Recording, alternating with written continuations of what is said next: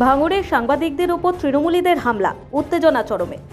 দক্ষিণ 24 পরগনার ভাঙড়ে সাংবাদিকদের উপর নৃশংস হামলার অভিযোগ উঠেছে তৃণমূল কংগ্রেস কর্মী সমর্থকদের বিরুদ্ধে।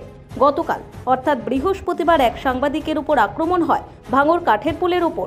তারই প্রতিবাদে আজ কালো কাপড় পরে ভাঙড় থানায় ডেপুটেশন জমা দিতে গেলে ফের হামলার শিকার হন সংবাদকর্মীরা। অভিযোগ, থানার গেটের সামনেই তৃণমূল নেতাদের নেতৃত্বে প্রায় 20 জন তৃণমূলী সাংবাদিকদের লাঠি ও বাঁশ দিয়ে বেধড়ক মারধর করে।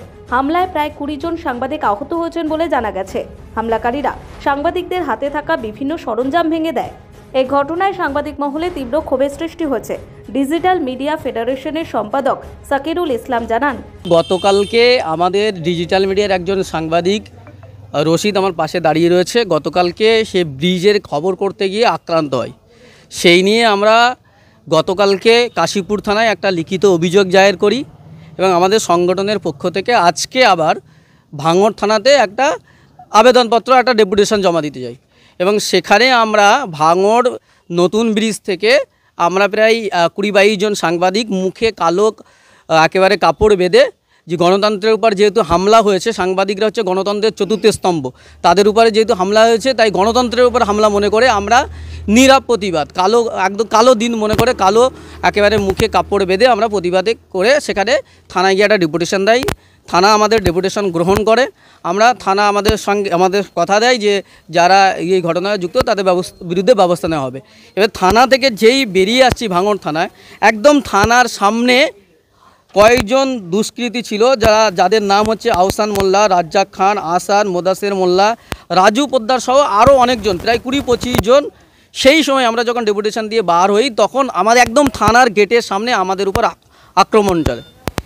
আমরা মনে করি যে সাংবাদিকদের উপর আক্রমণ মত প্রকাশের স্বাধীনতার উপর নগ্ন হামলা এবং থানার সামনে যদি দুষ্কৃতীরা এমন বর্বরচিত হামলা চালাতে পারে তাহলে এটা আইন শৃঙ্খলার চরম অবনতি এবং প্রশাসনের ব্যর্থতা প্রকাশ পায়।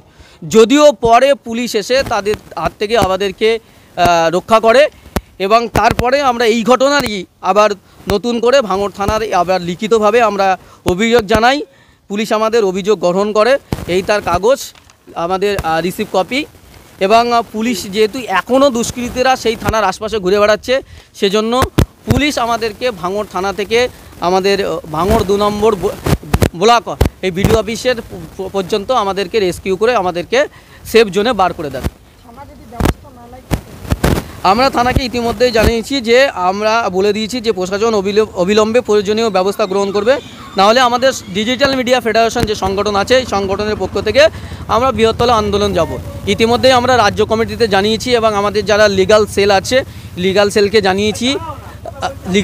জানিয়েছি। তারা বলেছেন যে এটা নিয়ে আমরা আজকে রাত্রে আমাদের রাজ্য কমিটিতে মিটিং হবে এবং আমাদের যারা লিগ্যাল সেল রয়েছে, যারা আইনজীবীরা রয়েছেন, তারা বিষয়টা দেখছেন। আগামীকাল যেহেতু পুলিশ আমাদেরকে কথা দিয়েছে যে আমরা ব্যবস্থা গ্রহণ করব এবং পাশাপাশি এটা যে থানার সামনে এরকম কেন হচ্ছে, আমাদের আইনজীবীরা কি লিগ্যাল ব্যবস্থা নিলে হয় সেটাও নেবেন, ওনারা জানিয়েছেন।